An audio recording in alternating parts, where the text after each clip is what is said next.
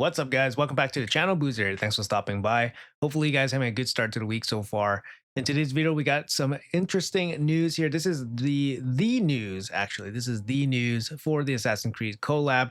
So I'm going to go over and cover it here in this video. But first, I want to talk to you guys quickly about the player and play calendar and the schedule of events for this ongoing Victorious Titan event that's happening right now. So I'm going to bring up the calendar in the screen right now. So initially, I thought that there was a 100-point event happening somewhere around Tuesday and Wednesday. Well, it's not going to work out that way because actually, Plarium made a mistake right here. So this event, which gave us 40 anniversary points, so that's what was going on in the calculating part, how we hypothesized that there might have been a 100 nicely set up 100 event somewhere around Tuesday or Wednesday. That didn't happen, as we know now, because obviously it's Monday and then there's no event happening for tomorrow. But what happened here is that the 40 points that is listed here in the Dragon Tournament is not true. If you guys check in game, the 40 points is actually 60 points. So that makes up for the missing 20 points.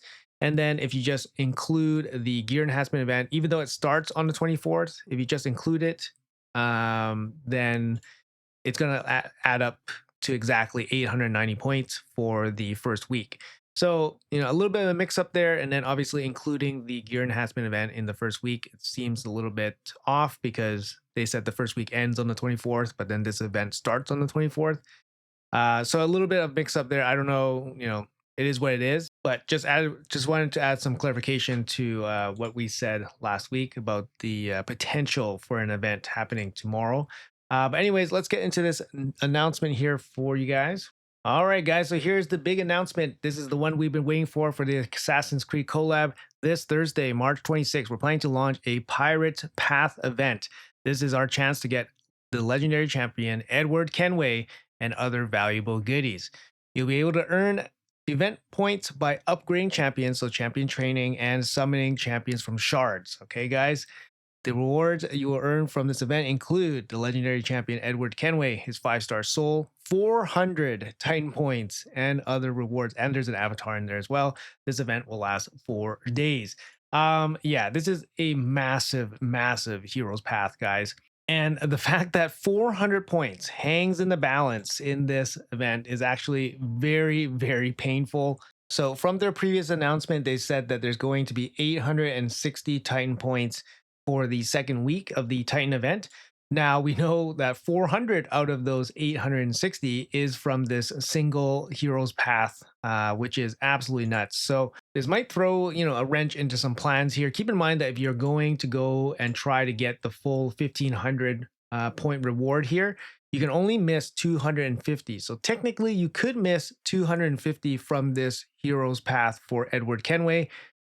Which means you still need 150 Titan points from this Edward Kenway hero's path, which is nuts. So imagine if you wanted Edward, his soul, and then you still have to go for 150 Titan points. It's a huge ask. It's summoning shards and then it's upgrading champions, so it's champion training. Now there's no calendar events open right now, so we don't know the schedule events happening for Titan stuff happening for next week.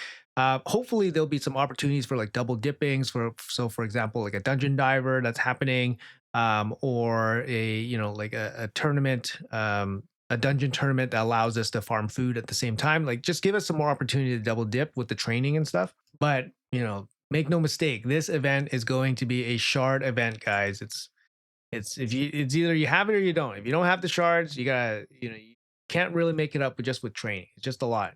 Sacred shards are going to be the weapon of choice here for this hero's path. If you got a lot of them, if you saved up for this event, then congratulations. At least you can try to get Edward, right? Edward's going to be a great champion. I have a showcase on Edward. Is he worth it? Is he worth it? It's from the Banner Lords. In my opinion, I think he is. I think he's great. I think he's amazing. He has good base attack. He has good multipliers on his abilities. This ability is actually really good. He has the ability to place Perfect Veil on himself, and then all the assassins, but he doesn't need the assassins, and the assassins don't really need him for any kind of synergy. But he just randomly has synergy with them. But he can place Perfect Veil on himself. He ignores shield, stone skin, and block damage.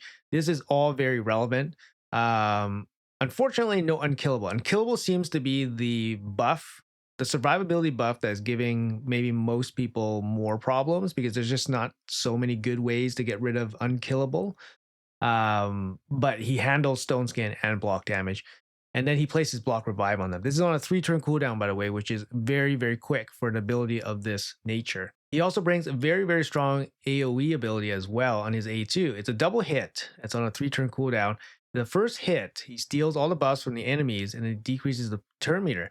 If he's under Veil, this can't be resisted, so he doesn't need accuracy for it. And then the second hit puts everybody to sleep, and it ignores block debuffs if it's a crit, which it should be because he's a damage dealer. And then this effect cannot be resisted if he's under Veil. So he's going to steal all their buffs, push back their turn meter, and put them all to sleep. And that's only, that's if he's under Veil, which he can put on himself, which is amazing. His A1's very, very solid as well as a triple hit.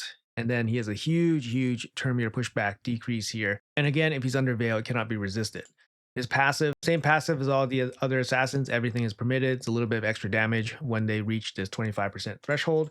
And then his other passive, each hit inflicted by this champion has a 50% chance of placing a 100% ensnare. So ensnare basically just shuts down any kind of turn meter boosting benefits that the enemy will get. So 100% reduction on that. Whenever this champion kills an enemy, places 100% ensnare debuff on all enemies for 2 turns and decreases their turn meter by 20%. So that pushback, and then these effects cannot be resisted if he's under Veil or Perfect Veil. This champion inflicts 20% more damage against targets under ensnare. So the first hit, if he lands all this ensnare stuff, his subsequent hits will deal way more damage because of the ensnare. And then if he kills somebody, he'll place more ensnare. So ideally, you probably go in with this, you kill somebody, all the ensnares will land on everybody, and then he'll deal more damage on his AoE coming up next. The big problem with him, he doesn't have great ways to survive, so you need to keep him alive. He doesn't have any way of cheating death or anything like that. The other thing is he needs a turn, and he can't be locked out. So he needs a turn to land this ability, place the Perfect Veil on himself. So he definitely has weaknesses, but if you're in a go first situation, he's going to shut down and win you the fight before the enemy even bothers taking a turn because you can just kill pretty much so many champions with this ability right away, and then you fully ensnare them, and then he's going to deal tons and tons of damage afterwards. Both his multipliers on his abilities are great.